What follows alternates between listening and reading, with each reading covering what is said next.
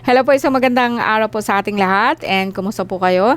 Ako po si Melissa and sa lahat po ng mga nandito po ngayon na gustong malaman kung paano po natin itawid ang ating mga yumao or mga kaluluwa. So, meron po akong unang video and please punta muna kayo doon kung nandito kayo ngayon para kahit papaano po magkakaroon po kayo ng idea kung bakit po talaga ang ating kaluluwa is or ang mga kaluluwa no, na mga yumao or mga kaluluwa pong ligaw na tinatawag po natin is kuminsan po na memories po sa atin, no? So, sa akin guys, sa totoo lang, walang kaluluwa na mamimirwisyo sa atin kung hindi po sila nautusan. Pwede din po na sabihin po natin, as I said, no, tayo lang din po kung minsan may gawa niyan.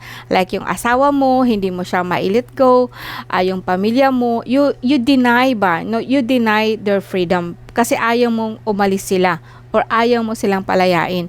And meron naman po na mga tao po na gusto na nilang mapalaya pero bakit nandidiyan pa rin? Kuminsan kasi, halimbawa nga lalo na sa mga asawa po natin, dahil sa sobrang nga pong longing mo, natatalian mo ang asawa mo. Kaya marami po ang kaluluwa na tinatawag po natin nagkukundinar o sabihin po natin na may tali po talaga silang kadena.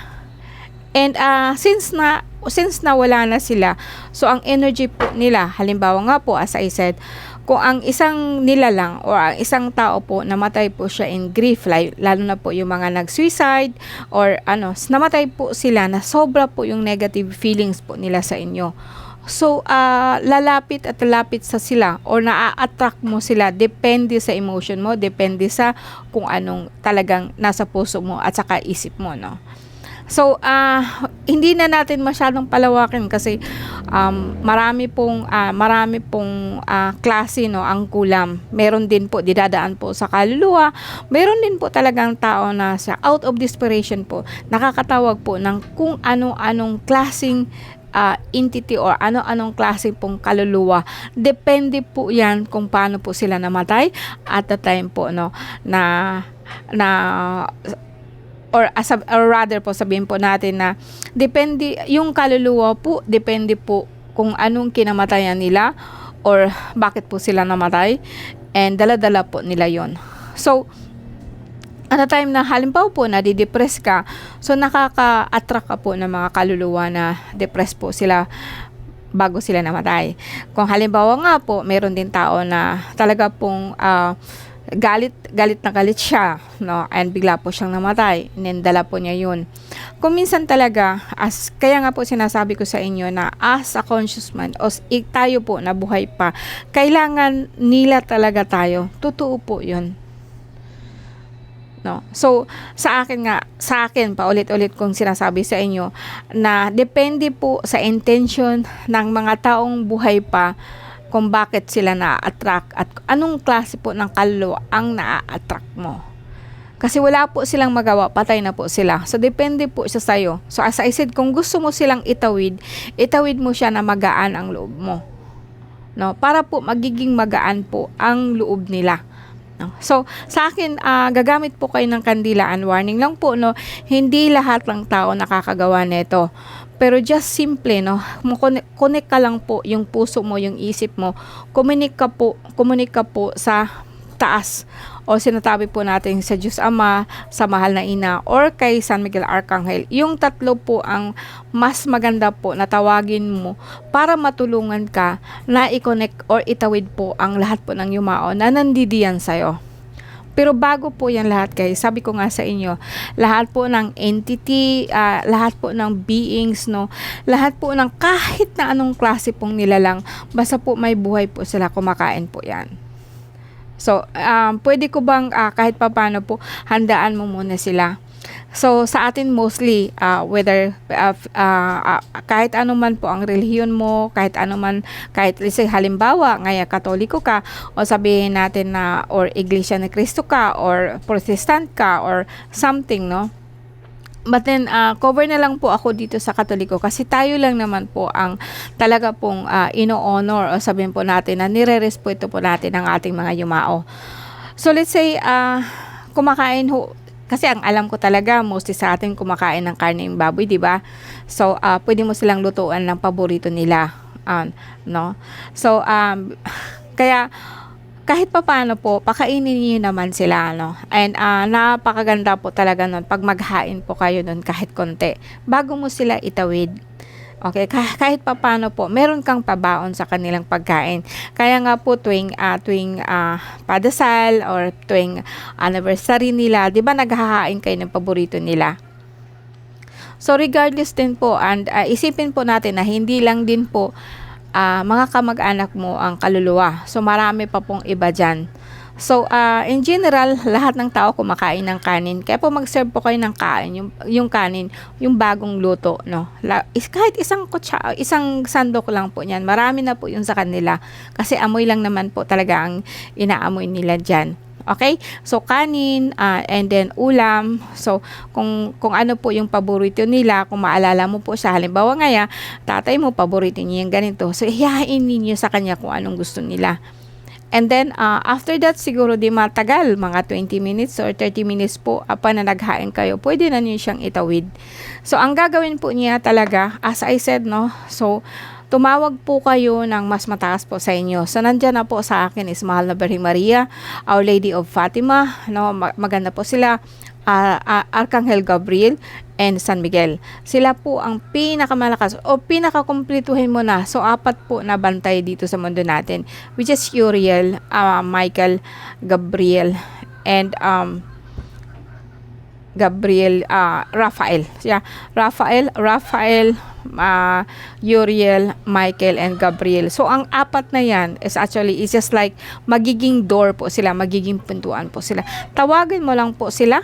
And then after that, kaya lang po ang kandila po talaga is para ito sa yumao. So, in your mind, pag nagsindi ka ng kandila, huwag ito guys ha, wala po ako ngayon available na kandilang mahaba. So, symbolize lang po ito kasi ang ilaw is a symbol of light.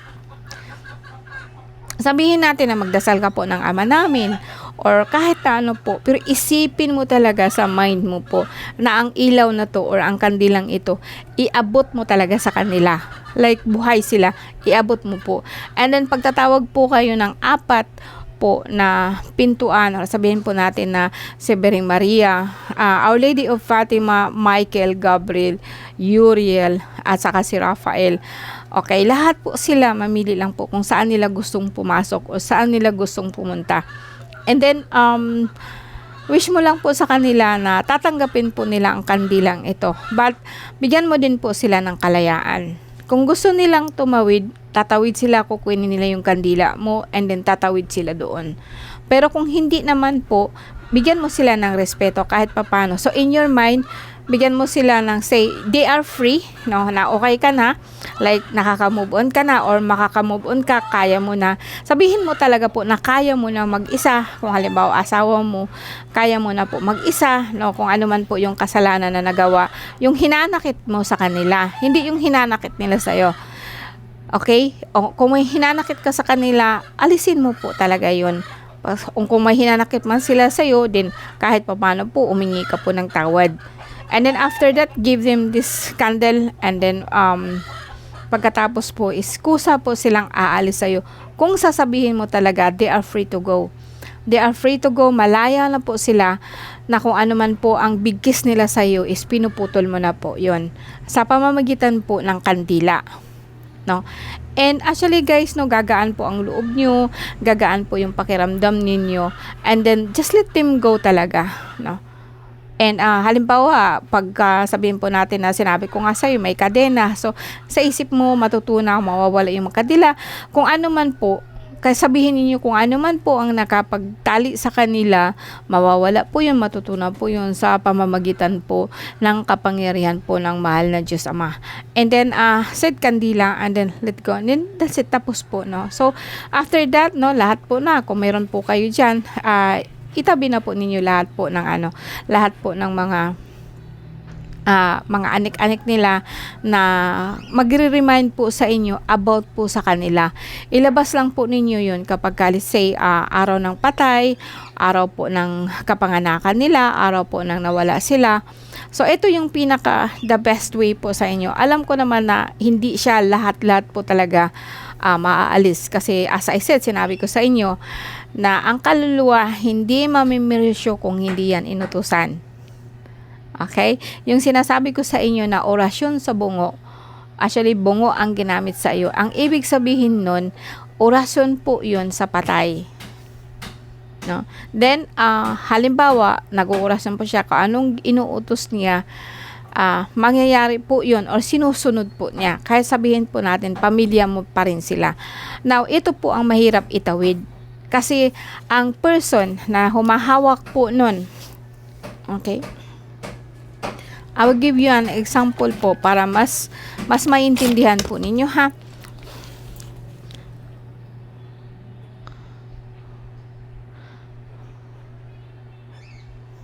Okay? Let's say for example, okay, wag na po kasi hindi niyo makikita. Halimbawa man po si Pedro, ito po siya yung kaluluwa po na namiminsala po sa inyo. Actually, ang kailangan mo kasing talunin is yung nakahawak po kay Pedro. Kailangan mong talunin yon sa pamamagitan. Kasi ang nakakahawak kasi sa kanya, katulad mo, buhay.